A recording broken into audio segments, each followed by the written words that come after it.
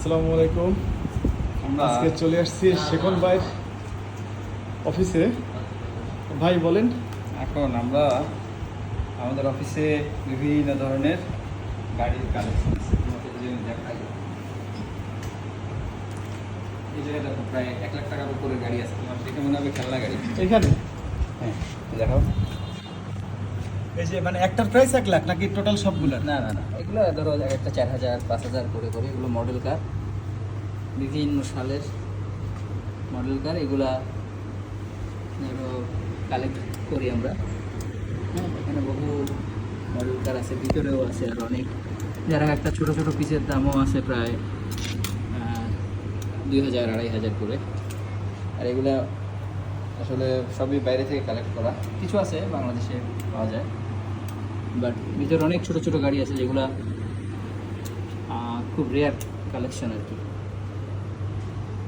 So আজকে হচ্ছে আমরা এইটাকে, এটা যদিও ডিফারেন্ট ওইগুলোর মতো না, এটা আমরা আজকে চালাবো।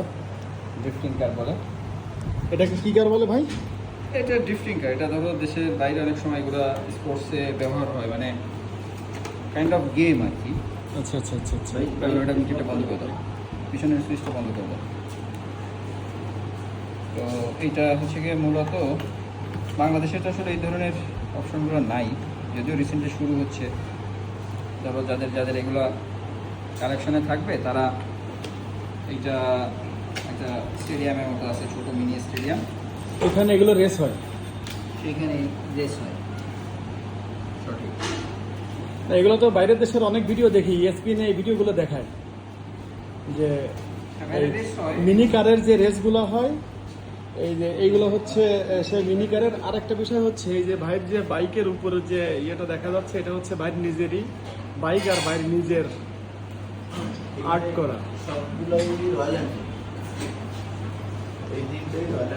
রয়্যাল এনফিল্ডের 3টা ভার্সন, আর ওটা হচ্ছে কি রোডমাস্টার তাহলে? আচ্ছা, এই 3টা হচ্ছে রয়্যাল এনফিল্ডের কালেকশন। এই একটা কালার, এটা কালার, আর এটা হচ্ছে হার্লি ডেভিডসন। তো এইটা এখন আমরা এখানে চালাবো, রেডি চালানোর জন্য।